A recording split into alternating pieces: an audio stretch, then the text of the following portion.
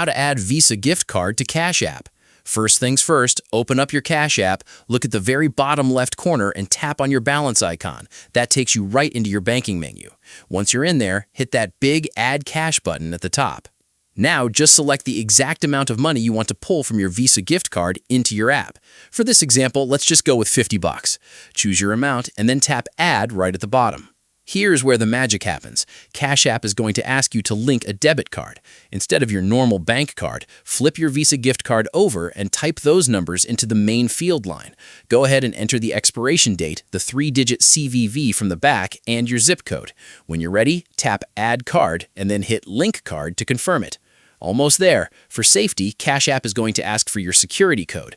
Just type in your personal 4-digit cash PIN on the keypad and hit Next at the bottom. And just like that, look at the screen. It says you added $50 to your Cash App. Your gift card balance is officially moved over. Hit Done at the bottom and you are completely good to go. Now, if you want to switch things up and link your actual standard bank card next, click right here to watch my quick guide on how to add a debit card to Cash App. See you there.